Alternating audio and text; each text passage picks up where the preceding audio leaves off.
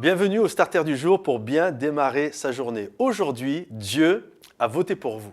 La Bible nous dit qu'un jour, Jésus, après avoir passé une nuit en prière sur une montagne, va redescendre et parmi la foule qui est devant lui, il va choisir 12 personnes pour être ses apôtres. Nous, bien souvent, nous pensons que dès que Jésus a dit à Matthieu, par exemple, « Toi, suis-moi », de suite, il est devenu un apôtre.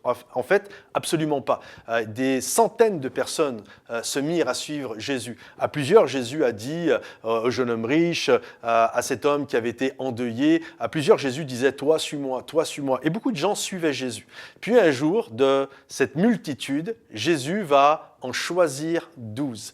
Et je crois vraiment que le Seigneur désire vous choisir. Des moments, je réfléchis à ça. Il y a quelque temps de ça, en arrière, il y avait eu des élections. Et je me suis dit, si moi je m'étais présenté, qui aurait voté pour moi? Peut-être ma femme, peut-être ma maman. Mais bon, ça aurait été quand même très limité.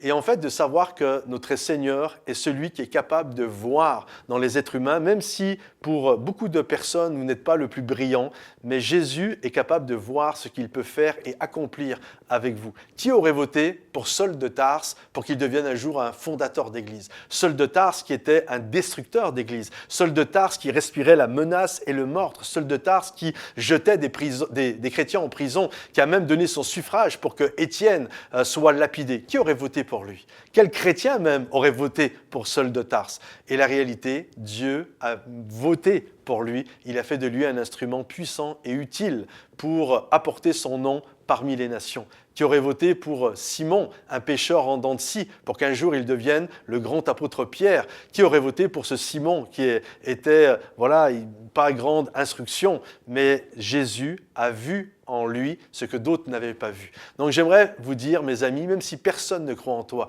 même si personne ne voterait pour toi, Jésus, lui, vote pour toi. Jésus, lui, voit ce que tu peux devenir, ce que tu peux être, ce que tu peux accomplir.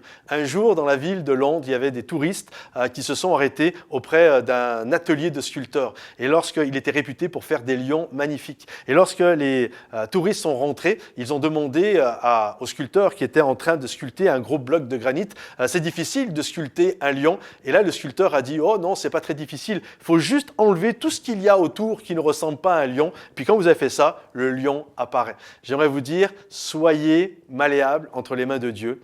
Et je crois qu'il est capable de faire de vous, comme pour Saul de Tarse, comme pour l'apôtre Pierre, il est capable de faire de vous un instrument puissant et utile entre ses mains. Que Dieu vous bénisse, les amis, et à bientôt. Bye bye.